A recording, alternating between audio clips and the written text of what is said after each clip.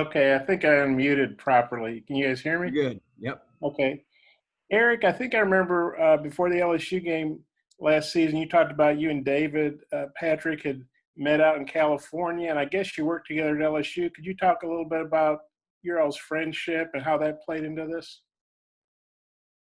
Yeah. So Coach Patrick and I, got to really know each other when he was an assistant coach at St. Mary's, and we loved sitting around talking basketball. He's a guy that's just a basketball junkie. Very good on the practice floor. When I got to watch him at St. Mary's, obviously he's known as an incredible recruiter, but he's really, really good on the floor. He's a guy that loves individual player development. He's just as well-rounded a coach as I've been around, from the recruiting aspect to the X and O's, game preps, practice, and individual skill development. Then when he was at LSU and Coach Jones was looking for another coach, it was my connection to Coach Patrick that introduced, Coach Jones and I to each other. And we got to spend a year, at LSU together, and couldn't be more excited to have him join us. He's obviously got recruiting ties, having worked in the SEC and also being at TCU. Just not many coaches that have head coaching experience at the Division I level, have recruited and proven recruiter at the Division I level in our own league, and then also someone that has NBA experience as well, having worked for the Houston Rockets. And then I know obviously Arkansas has a lot more resources and money than UC Riverside, but he was a head coach. Did he reach out to you first and say, "Hey, I'd like to get back in the SEC and work with you," or did you call him, or how did that work? And when you got to know him at St. Mary's, was that when you were between coaching jobs, or what were you doing then? Yeah, it was after my short Sacramento Kings stint, where I was doing media stuff, and I would take my two sons to rebound for them and work them out up at St. Mary's, after their practices, and so it was between jobs where I had plenty of time to observe and watch. And what was the second part of the question, Bob? Well, David's a head coach, and obviously Riverside doesn't have Arkansas's, resources or money, but he was a head coach. Was it hard to convince him to go back to an assistant's job? Did he reach out to you first and say, "I'd like to work with you," or did you reach out to him and say, "Hey, let's work together again"? Or how'd that go down? Yeah, I mean, he was the first name that, when we had an opening, he was the first guy that I thought would really be good and fit in with our current entire staff, and knows me. I loved his background of being a player at a high level, obviously his connections to Australia. I've seen him work as a recruiter, and so yeah, he was the first guy. But he had a really good year this year at Riverside. He's been there for 2 years now, and he was building it on the upward swing. And you look at some of the games and the wins that they had this year, like at Nebraska.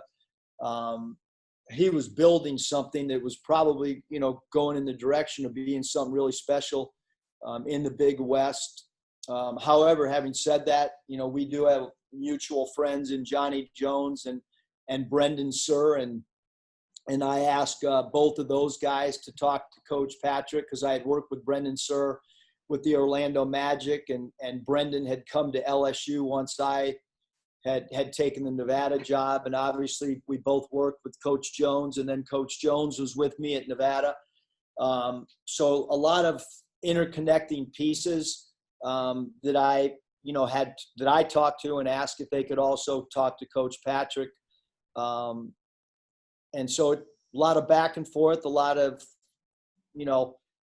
talking about vision and what we thought we could do together, and so on and so forth. So it wasn't just one phone call. I mean, there was a lot of back and forth. And it was hard for Coach Patrick to leave a head coaching job. I can tell you that wasn't an easy decision for him. But you reached out to him first. Yes. Okay, I got some more questions, but I know Kyle. I'll respect the two-question thing, and hopefully you can roll back to me. We'll come back, Bob. I promise. Okay. Hutch. Yeah, I guess I was gonna ask about Isaiah Joe. If you had any update on Isaiah and the timeline. I guess now there's a deadline with August 3rd. Do you think it could last to that?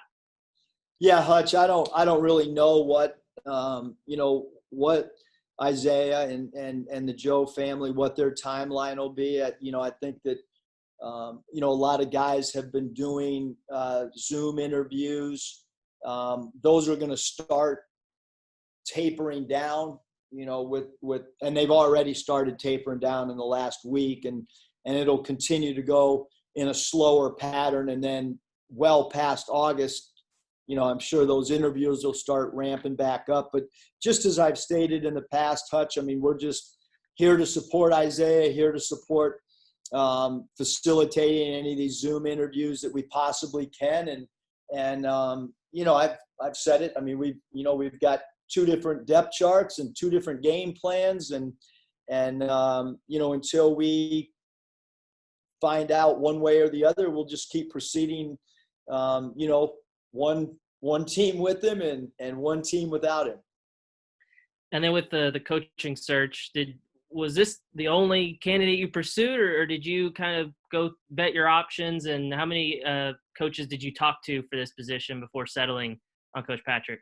Yeah, I mean, there was a lot of people that had reached out, but a lot more than maybe what I had anticipated. The phone over the last 30 days or whatever has been really busy. I've, as always, I try to get back to everybody that reaches out, and have legitimate conversations. And,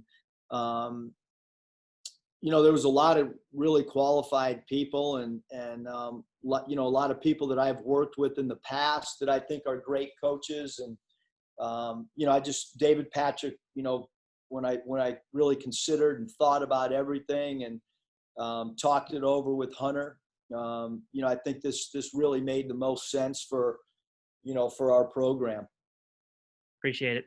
Yep. Thanks, Hutch. Tara? Hey, Coach. I was wondering if you could talk a little bit about Justin Smith. I don't think we've had a chance to talk with you about him. Yes, Tara, Justin will be here this weekend, and we can't wait for him to come and join the voluntary weight sessions that we've had, and he's really excited, and he's a really key piece for us. I mean, he's a guy that at his size can play a bunch of different positions. His natural positions probably as a small forward. If you want to play really big, he could play the off guard. If you want to play small ball, he could play the 4 spot. And you're talking about a player that led a Big Ten program in minutes, which kind of tells you the value that Indiana had in playing in the most minutes on what was a tournament team. And he's a proven player in arguably one of the best conferences in college basketball. So, and he's high character guy, high basketball IQ. And like I said, we're really looking forward to having Justin get here. And we talk to him almost every day. Not just me, several coaches on staff talk to him, and we're really excited to have him join us. And all the freshmen are on campus now. I saw you helped some of them move in and stuff. How good is it to have them on the Hill? It's really good. I mean, obviously, when you recruit, those guys as hard as we did, all 4 of them, and then you just kind of wait to try to get them on campus. And the football staff was moving in their freshmen, and we were moving in ours. And I think my guys packed a little bit lighter than Coach Pittman's group.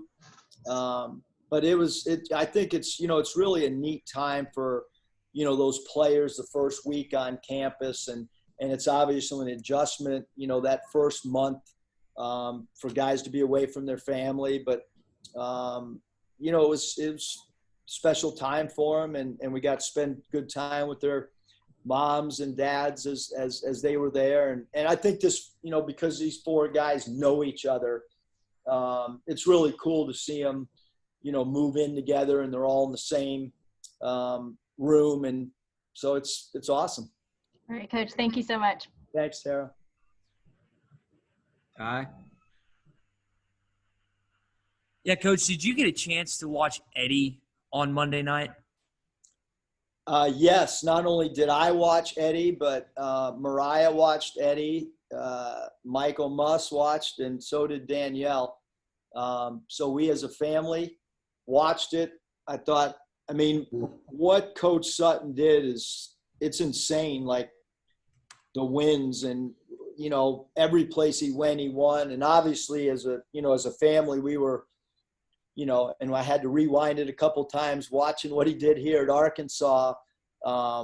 Just the environment and the crowd and the enthusiasm. And I thought it was awesome. I mean, any fan of Arkansas basketball, that's like a must-see watch as far as I'm concerned. And I know you use a lot of like new technology in recruiting and as far as your virtual tours and stuff. Coach, do you ever talk to players about like just the history? Because a lot of times like these kids, they don't know even about Nolan Richardson. But do you ever bring back the history of Arkansas basketball like Eddie Sutton and what happened in the 90s? Yeah, I think it's really important to talk about our history. But I also, yes, we do, but we don't go overboard with it. Just because it has been, there's been a time gap,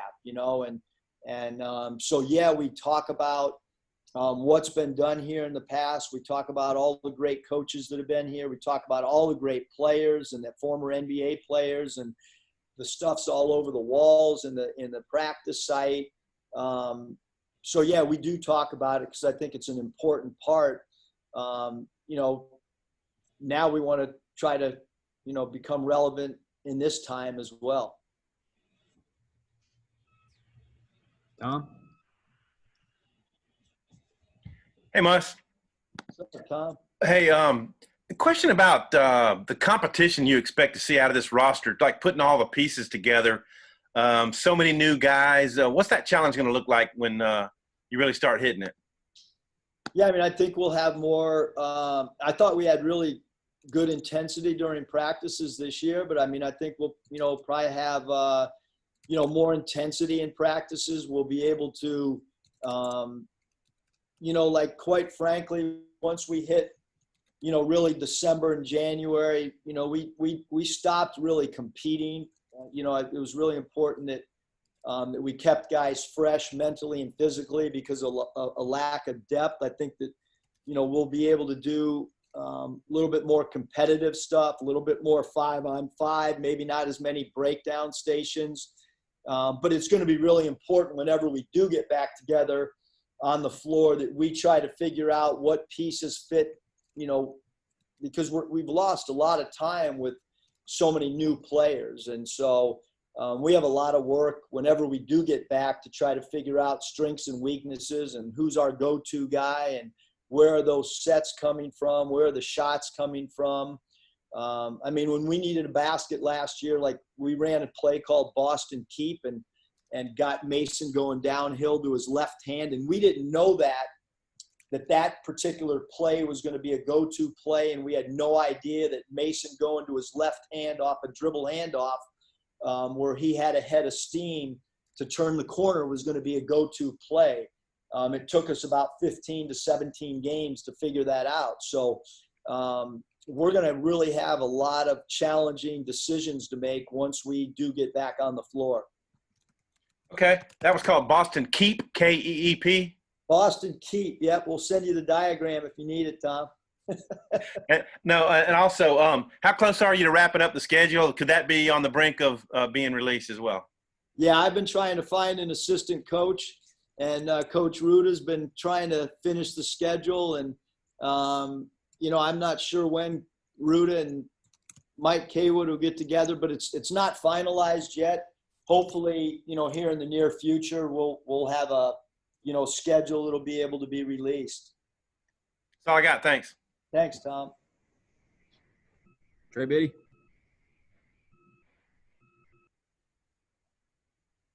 Hey, Coach, how you doing? I was wondering if you could go into just a little bit more about Justin and like what he brings to the table. Yeah, I mean, I think If you have any comparison, also, I don't know if you like to do those or not. yeah, I mean, I think look, he's an incredible athlete. When you watched him play last year, he could guard so many different people. He can guard perimeter guys because he can move his feet. He's got really good anticipation. I kind of look at him like he's a little bit like Adrio in some degrees, but also a little bit like Jimmy Witt. So you could be saying, what are you talking about? That's your point guard from last year and you're starting 5-man. But he's right. That's the versatility that he has. I mean, Jimmy guarded a lot of when whoever we played, he would guard the best player for the most part, unless it was a center. So I think that Justin's going to take on a role defensively where he's going to have to take on a big challenge every single night that we play. And then offensively, he's an incredible finisher in transition. He's a guy that can get out and run the wing. And then I think there's some hidden areas of his game, ball handling, three-point shooting. We want to give him, flexibility to be able to showcase some of those perimeter skills. And again, we just want to get him here and start working with him as soon as we possibly can. The players who were returning, just a few players who were returning, you saw those guys in March, but the freshmen like Moses and KK, Devo, Jalen, I mean, how long has it been since you've seen those guys face to face?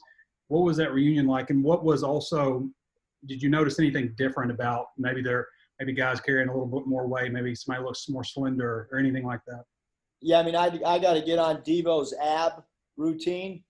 Yeah. Whatever he's doing with his abs, I'm not doing, and would like to get that workout that he's been doing for several months. But they all look great, to be honest with you, and I think they're all in good shape. Especially considering what the times have been like, and guys have not really been able to do stuff like play, pickup ball and be in gyms for a long extended period of time. So, but it was great to see those guys. I mean, it's great to see all of our players, because we have been away. And so there's a little bit of disconnect. It's the Zoom stuff is great, but there's nothing like personal interaction. Thanks, Coach. Thanks, Trey. John? What's up, Coach? Just a random question for you. I saw you retweeted this about how the NBA is actually allowing coaches and players to wear polo shirts on the bench during games. So I have to ask, one, are you going to take credit for that? And two, what is it like to be a trendsetter in the world of fashion in the game of basketball? John, that's probably the best question of the day. It's just brilliant that Adam Silver came out with that press, that they're allowed to wear polos. I think it's, in all honesty, once you do it, they're probably not going to want to go back to suits. So, I'm not going to name the 2 NBA head coaches that asked me about it, but I did get 2 text messages from NBA head coaches and asked what it was like. And I think they're really going to like it. I think the fans are going to like it too when they watch it on TV. It's a good look. We're going to find out who's in good shape too. Sometimes those suits and ties can hide a lot. You can't really hide in a polo. So the guys that are out of condition, those NBA coaches that are in poor physical condition, it'll show up. And those guys that are really in incredible physical condition, it's going to show up as well. Yeah, sounds like I need to start wearing suits more. Thanks, Coach. That's all I got. Thanks, John.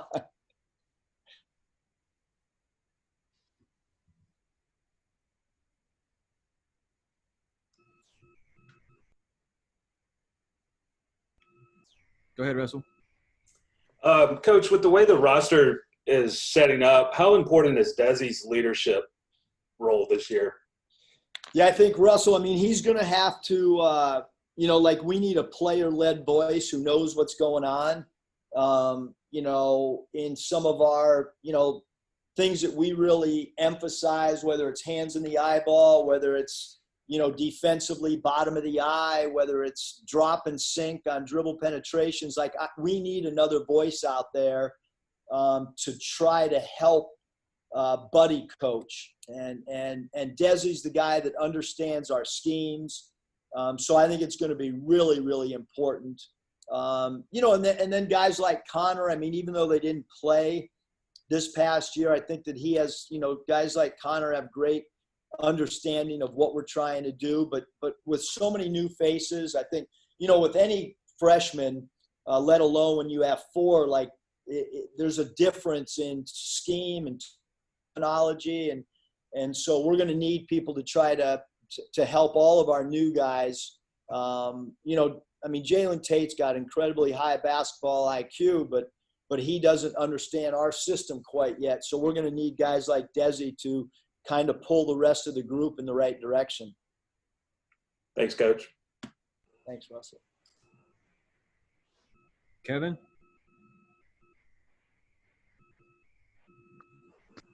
Hey, Muss. 10 of the players on the roster in just over a year, these are your guys. So you've turned over the roster. You've talked about that you've got sort of a rotation worked out with or without Isaiah. But with Isaiah, how does this roster stack up compared to your teams at Nevada, your team last year at Arkansas?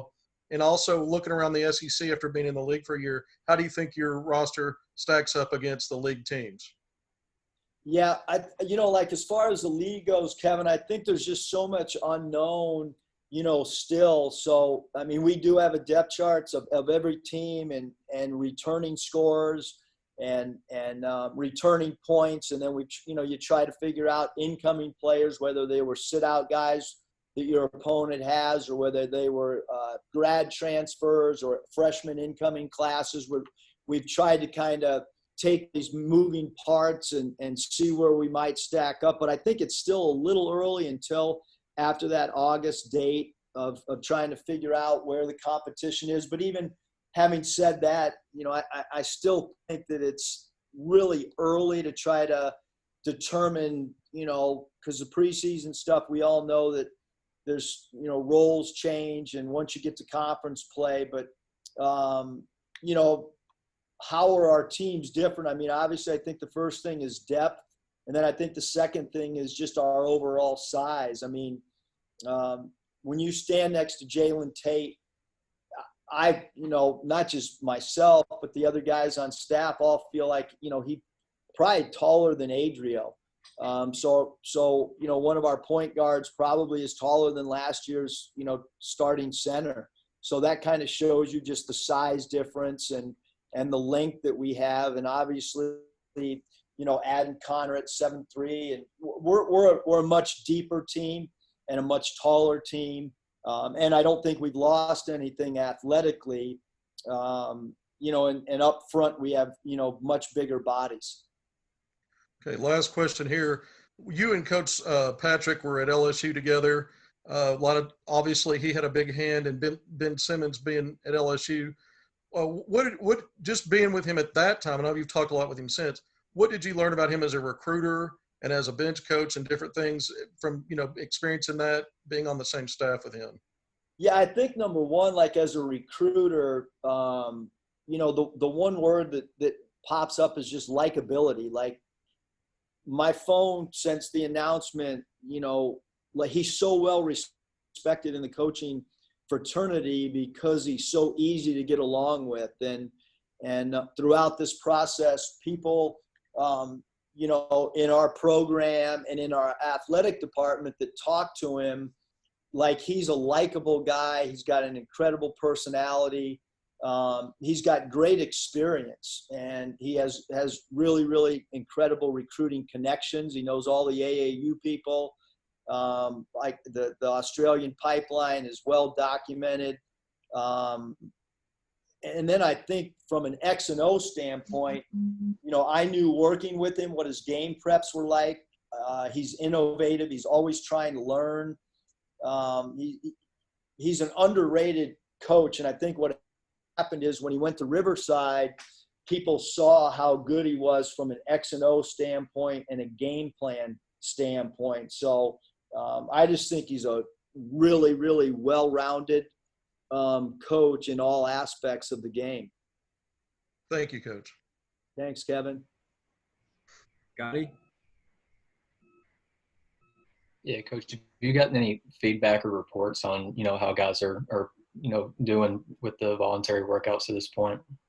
No, what we've really been doing is just focusing on Zoom calls and recruiting and like this is their time to just, get in that weight room and get in the sand pit and be around Coach Dave Richardson. And our interaction up till now, move-in day, was great because we got to be around him. And other than that, Scotty, we just have not really had much contact with them at all. I'm not in the weight room with them. I don't observe it. I'm kind of in my office doing Zoom calls, but we do look forward, to being around them much more, here in the coming weeks. Yeah, this might be a little off the wall. I'm just curious what Hayes Myers has brought to your staff. I understand you guys' relationship goes back to, I think, when he was a student manager at LSU. Yeah, no, Hayes is, he does a lot of projects that people wouldn't know. We're doing a summer book right now of goals for our players, and he's taken the lead on that. And, he and I go through a lot of the presentations that we do on Zoom. And, Hayes does just a lot. He and Clay Mosier kind of head up our little analytics that we do with guys. And he wears a lot of different hats. And I really trust him a lot. I trust his basketball, acumen when I need to, bounce an idea off somebody or want to talk about pick and roll coverage. I'll go talk to Hayes and throw things by. And he's a guy that loves to study film. And those guys that are like filmaholics, they bring so much to the table, when you study the game. And then he's always thirsty to learn from other people. I'll walk by his office and he'll be on some Zoom call with other coaches, whether it be other NBA video coordinators or it could be other college coaches. He's just a guy that constantly trying to learn from other people. Thanks, Coach. Thanks, Scotty. Trey Schapp? Yeah, Coach, obviously Tom asked about the schedule a little earlier. I'm going to go a little deeper into that. Any teams from the state, inside the state of Arkansas, will you play in the non-conference? Right now, Trey, I kind of can't answer that, but we're getting close to finalizing the schedule, and a lot of the games were already done. So I wouldn't anticipate any huge news on that front. And I don't know if that answers it for you, Trey. No, that's fine. And then also, how much will you pay attention and will you talk to some guys within the NBA about how they handle things as they kind of restart and have a game day and stuff to where you might be able to utilize something in your preparation for games coming up dealing with this pandemic? Well, even right now, Trey, I've been, there's certain organizations or certain people in the NBA that I talk to all the time. So, the Clippers being maybe the Clippers and the Bucks being the two organizations that I talk to the most. Some, couple of guys with LA, I'm talking to daily. One of them's a former assistant of mine. One guy played for me that's with the Clippers, and obviously I work with Coach Rivers. So, I'm constantly asking them, even as early as this morning, just how their workouts have been conducted and what they're learning. And certainly once games start taking place, then we'll really have to try to figure out what worked well and maybe what some of the challenging things were. Thanks, Trey. All right, Bob. Okay, did I unmute there? You're good. Okay, cool. Hey, Eric, I think, originally the draft withdrawal was going to be like June 3rd, so it's 2 months later. Just how tough is it? Well, waiting on Isaiah. I mean, not that you're pressuring him, but just how tough from a coaching standpoint is that, having to wait till August to know whether or not you might have, who probably be presumed your best player? Yeah, I mean, I could just tell you, Bob, even, let's just, go backwards a little bit and look in the rear view mirror. It was challenging at Nevada with the original date, really challenging when you try to put together a roster. And so I think that when you go through those situations, you grow as a coach, you grow in your approach, which is why right now we have two different scenarios. We want what's best for our players. We want to get on that phone and try to promote Mason and try to promote Isaiah as much as we possibly can. And so we're not waiting. We are going about our business. We're trying to help those two guys reach their dream. And then whenever the decision's made either way, either to come back or to continue to pursue that, then your team takes on a different look. And so, I didn't make the rules. Isaiah didn't make the rules. The NBA made the rules and the NCAA on what that date is.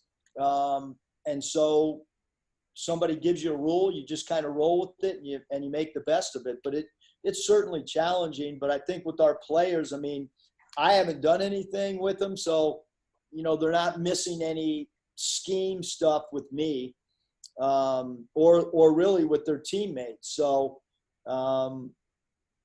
you just take it day by day and you try to support Isaiah as much as you can. I assume Isaiah's doing all the regular stuff all the other players are doing, and just how much interaction do you have with him? And do you guys talk about the draft process, or that kind of been exhausted at this point? Yeah, I think it's been exhausted.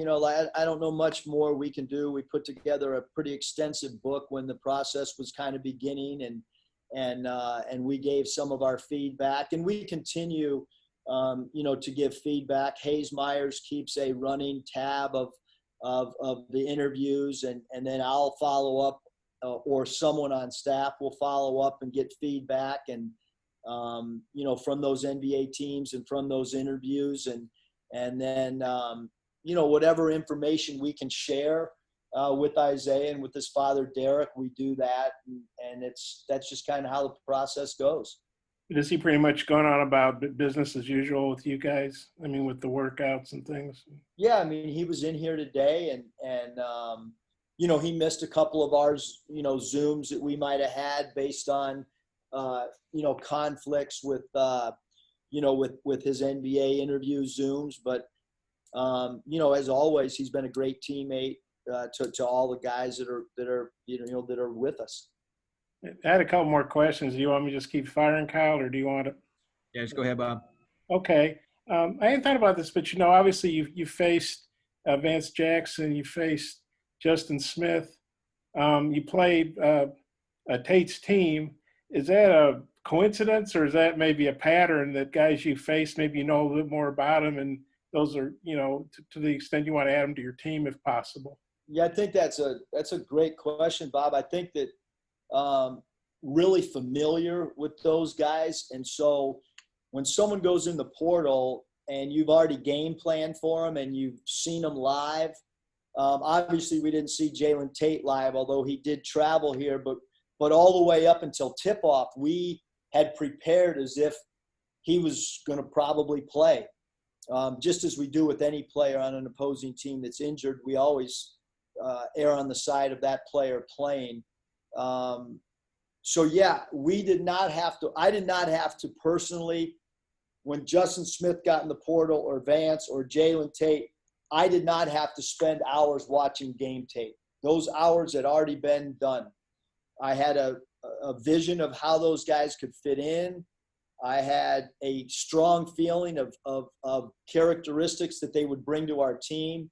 And when that transfer portal, names are coming like every 2 minutes. And then sometimes there's, 20 names in one section of time and so you just can't watch all of them. And so certainly those three guys in particular, we had a really good feel for them as players. And then right now you've got three guys back who have played for you here. It's kind of interesting. You've got 10 newcomers, but 6 of them have played college ball. 3 of them are going to be seniors. Just kind of what do you think of that mix? It's 10 newcomers, but it's not like, I mean, 6 of them have already played, big-time college ball. Yeah, I mean, like the newcomer part, and it happened for 4 straight years at Nevada. It's really not that big a deal to me because, when you're coaching in the D-League, you have 10 new players almost every other day. Guys are getting called up. Guys are getting sent down. So that roster flexibility bothers me zero. It's the same thing you coach in the NBA. There might be a trade and you might have 4 guys going out in a trade and 5 guys coming in. So I'm not really worried about, having a lot of new faces. What I am concerned about is just the missed time that we've had. That is a concern with new faces. But I do like our blend. I like the fact that we have, 4 freshmen. But we do have, as you mentioned, 3 grad transfers. We have guys like Desi that now have enough experience in the SEC that they should feel really comfortable playing in big games, whether it be home or road games. And then the guys that sat out, when you play in the Pac-12 like Connor did, big games in the SEC are not going to bother Connor. He's played as a freshman in a really good conference in some really hard venues. So I like our mix of youth as well as experience. And then I guess it's been about a year and a month since Connor got on campus from Cal. What do you thought about the last year for him? Just how he's fit in, the development year, what you saw in practice, all those things.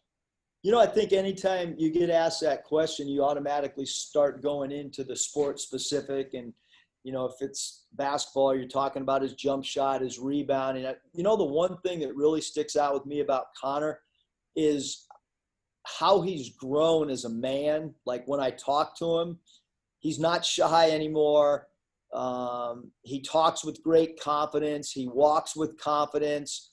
It's been really cool to see him kind of change and become much, much more confident than maybe what he was a year ago.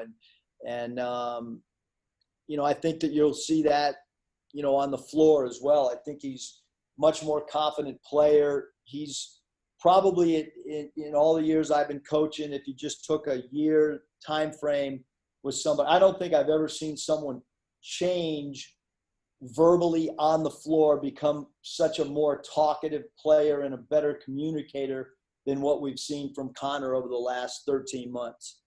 I just had a couple more short ones. Hey, follow up on David Patrick. So you're doing TV work or radio work for Fox. You take your kids in to shoot around, and that's how you met Dave, and you guys just kind of hit it off. Have I got that right?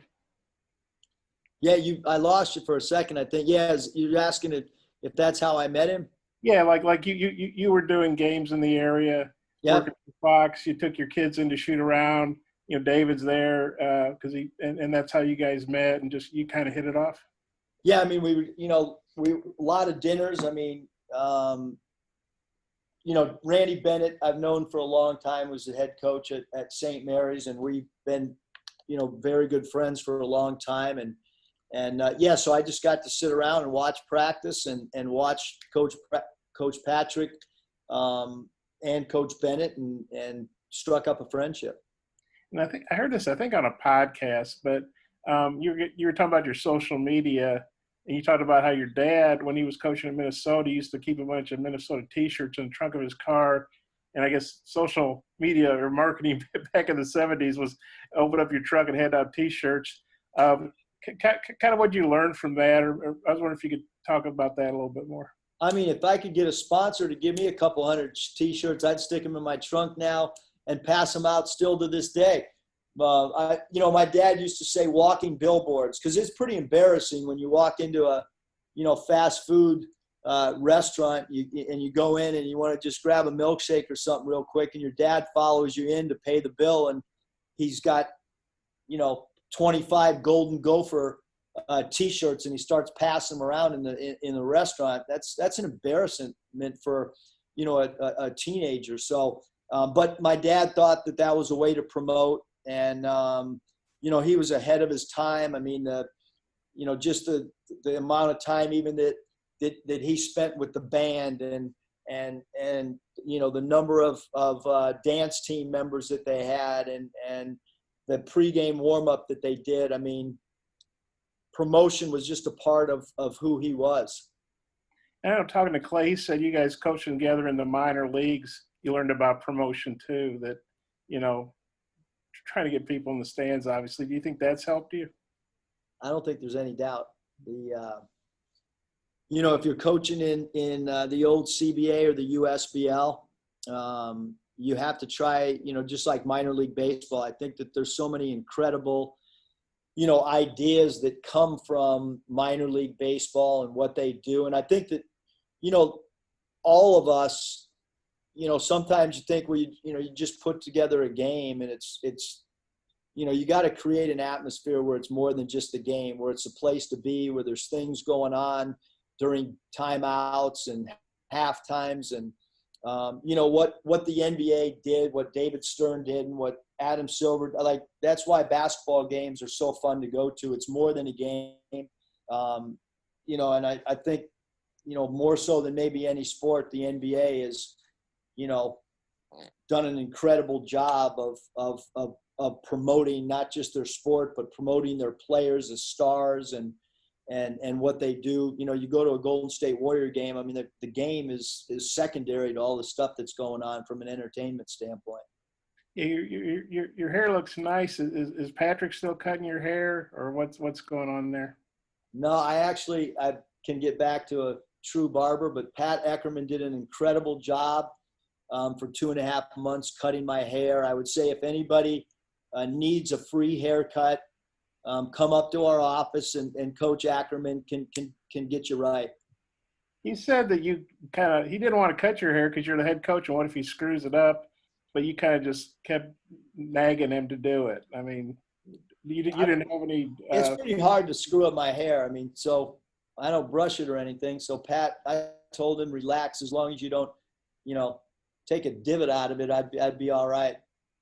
Yeah, kind of a serious one. Watching Eddie, you're obviously from a basketball family. The part where Sean, was so raw, talking about his dad's issues, as well as his high points. How did that hit you? Yeah, I mean, I think, if I talked about my dad at length, I'd get pretty emotional too, just because, I mean, I think anytime you have a loved one no longer living, the more in depth you go into conversations about somebody that you've really loved and you've idolized and it's been your best friend, it can get emotional. So, certainly listening to all of Coach Sutton's, 3 sons talk, I mean, I can relate to all of them, and, I'm sure that my son can as well. But I guess the fact that that Eddie had drinking problems, and Sean, I think Sean actually did that interview before his dad passed away, but the fact he was so raw and so honest, I mean, just wonder how that struck you. Yeah, I mean, I think that's why the show was so good. I think anytime you can show vulnerability and if he would have not showed emotion, it takes the rawness and the realness out of it. All right, Bob.